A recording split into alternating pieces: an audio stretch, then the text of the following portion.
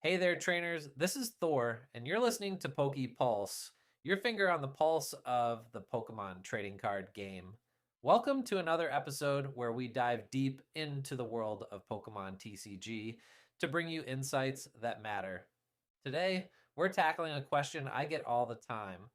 Can you actually make money selling common Pokemon cards? Those cards that pile up in your collection that aren't the chase rares or shiny alt arts everyone's hunting? The answer might surprise you, so stick around as we explore the overlooked potential of bulk Pokemon commons and how you might turn those worthless cards into some serious side hustle cash. Before we dive in, if you're enjoying the show, make sure to hit that subscribe button so you catch every heartbeat of Pokemon cards with us. And now, let's get into it. First, let's define what we mean by bulk cards. When I say bulk, I'm talking about those common and uncommon cards that most collectors have boxes of sitting in their closets or basements. These aren't your chase cards or rare pulls. They're the everyday cards that make up most of what you get when opening packs. Many collectors dismiss these cards as worthless, but I'm here to tell you that's a misconception. While it's true that individual common cards might only be worth pennies, when you have hundreds or thousands of them, those pennies can add up to significant dollars. So, how much can you actually make? Current market rates for bulk commons and uncommons typically hover around 1 cent per card, with non holo rares bringing in about 6 cents and holo rares around 7 cents each. That means a shoebox with 1,000 common cards could be worth around $10. Not life changing money, but definitely better than letting them collect dust. Now let's talk about the best places to sell your bulk cards in 2025.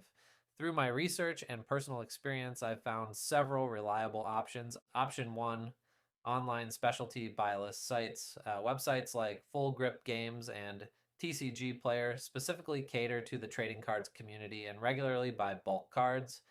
These sites typically have set rates for different card categories, making it easy to know exactly how much you'll get before shipping. The benefit here is certainty. You know the price up front, and they handle all the sorting and processing once they receive your cards. Option two, local game stores. Many local card shops have buy list programs where they'll purchase your bulk cards. The benefit of selling to a local game store is that you're dealing with a real person and you can often negotiate or reject their offer if it doesn't seem fair. Plus, you save on shipping costs since you can just drop them off in person. Option three, online marketplaces. eBay remains one of the best places to sell bulk Pokemon cards, especially if you have a large collection. The advantage of eBay is reaching a wide audience of both casual collectors and resellers.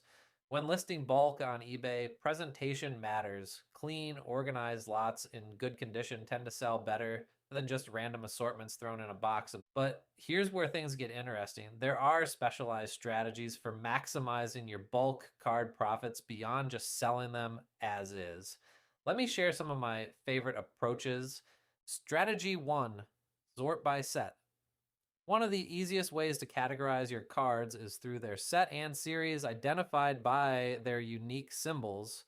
Certain sets are more desirable than others, especially older set or those featuring popular Pokemon. By sorting your bulk by set and offering complete common uncommon sets, you can often charge a premium compared to mixed bulk. Strategy 2, create themed bundles. Consider creating theme bundles or assortments to attract a wider range of buyers. For example, you might bundle all Eevee and Evolution commons together, or create type specific bundles like all fire types or all dragon types. This approach appeals to collectors who focus on specific Pokemon rather than complete sets. Strategy 3, the playable commons approach. This is a strategy I've used successfully myself. While most commons aren't worth much, certain common cards are actually used in the competitive play.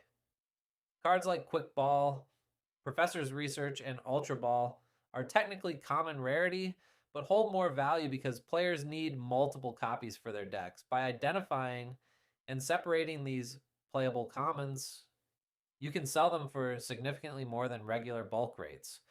Now, let's talk about selling singles versus bulk. I know what you're thinking. Is it worth the time to sell individual common cards? Generally speaking, selling most common cards individually isn't worth the effort. Selling singles is slow going if you're looking to obtain a profit.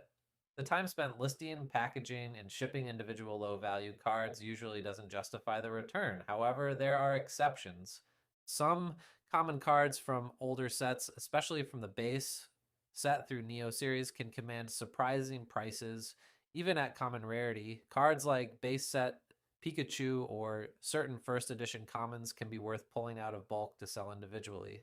The same goes for commons featuring popular Pokemon like Charizard, Pikachu, Mewtwo, and Eevee evolutions. These tend to hold stronger value than other commons.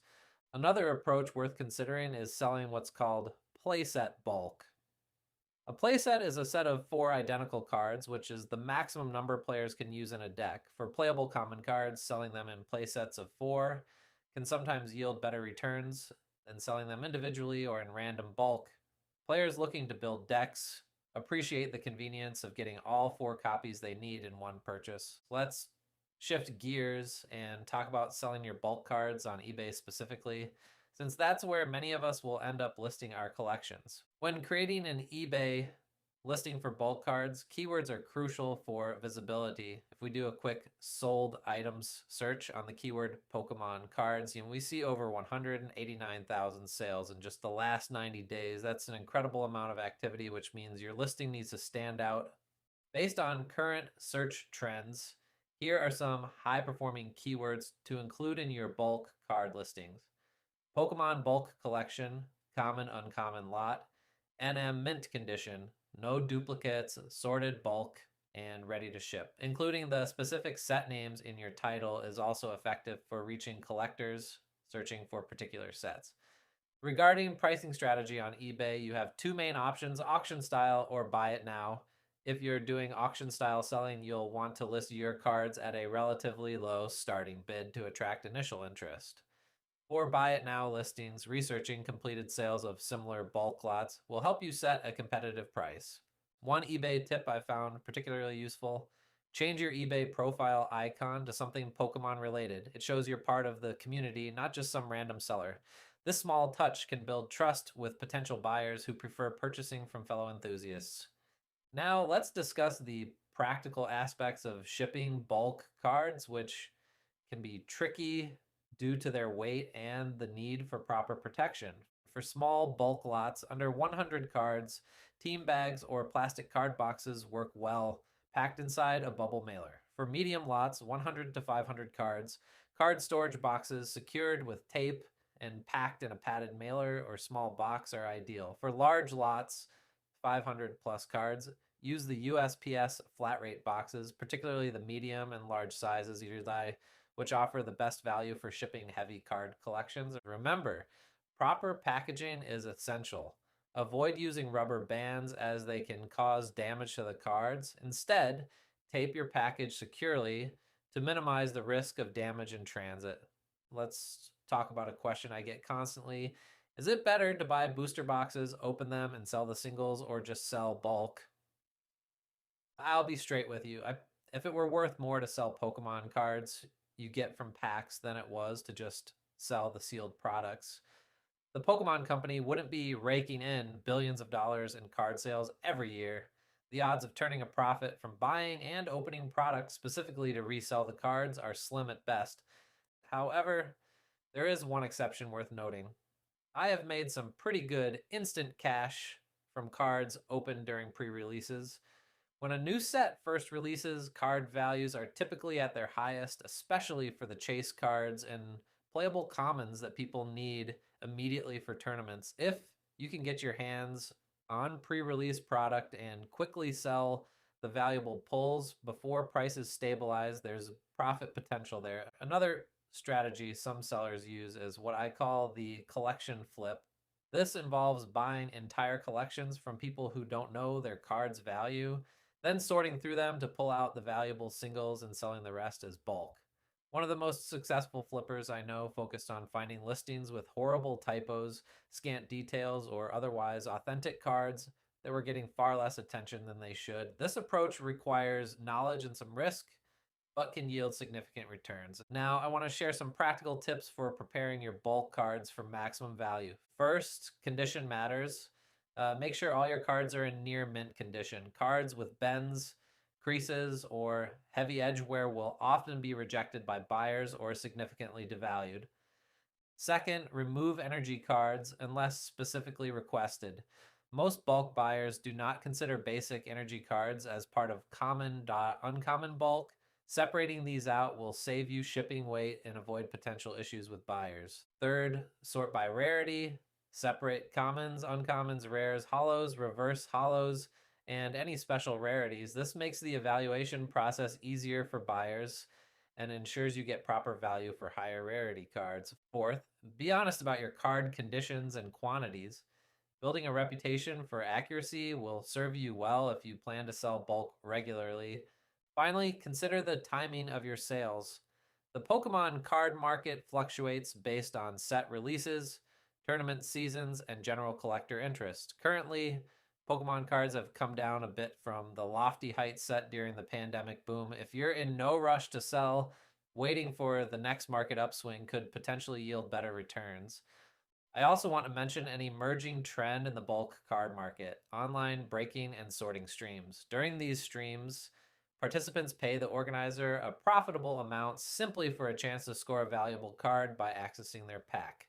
Some sellers have found success streaming their bulk sorting process on platforms like Twitch or YouTube, where viewers can claim cards they spot for a small fee.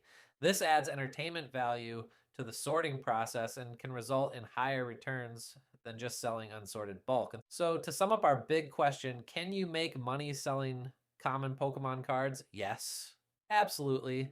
While you won't get rich overnight, there's definitely value in those boxes of commons that most people overlook. By implementing smart sorting strategies, finding the right buyers, and being creative with your sales approach, you can turn those worthless commons into a nice stream of extra income.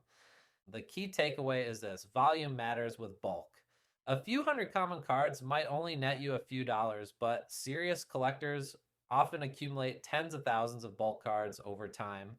At that scale, even at just a penny per card, you're looking at hundreds of dollars of untapped value sitting in your collection. Before we wrap up, I want to remind everyone that the Pokemon TCG market is constantly evolving. What works today might not work tomorrow, and vice versa. Stay informed, keep an eye on market trends, and be willing to adapt your selling strategies accordingly. That's all for this episode of PokéPulse. If you found this information helpful, please consider subscribing and sharing the show with your fellow Pokemon enthusiasts. Next time, we'll be diving into the upcoming Destiny Rivals expansion and what it means for collectors and investors alike. Until then, this is Thor, reminding you to keep your finger on the pulse of the Pokemon trading card game. See you next time!